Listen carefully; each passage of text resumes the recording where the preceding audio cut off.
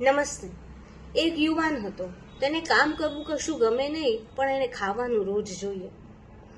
એના એક મિત્રએ કીધું, નજીકમાં એક આશ્રમ છે, ત્યાં જતો રહે.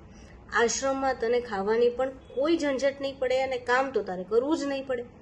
ભલે વિચારીને યુવાન આશ્રમમાં ગયો અને બન્યું પણ એવું. રોજ એને સમયસર જમવાનું મળે અને કામ કશું કરવાનું નહીં. ઘણા એક દિવસ વીતી ગયા પછી એક દિવસ 11 આવી. ત્યારે રસોડામાં કશું જ ખાવાનું ન બન્યું. આ યુવાનને હવે પેટમાં ઉથલ-પુથલ થવા લાગી.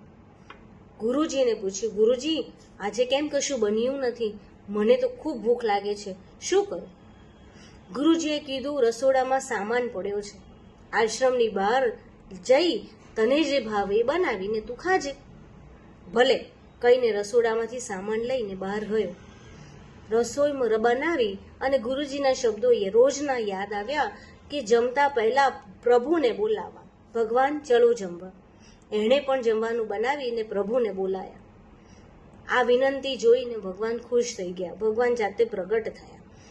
ભગવાનને પણ જોઈને એ માણસ અચંબામાં જાગી ગયો. પ્રભુ, તમે જાતે? તો કે હા, તે બોલાયો, મને ભૂખ લાગી છે.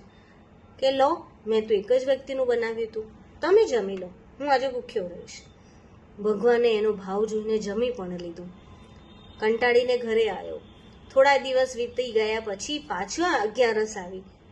કીધું, ગુરુજી, આજે 2 માણસનું મારે જમવાનું લઈ જવું છે. તો કે ભલે, લઈ જા.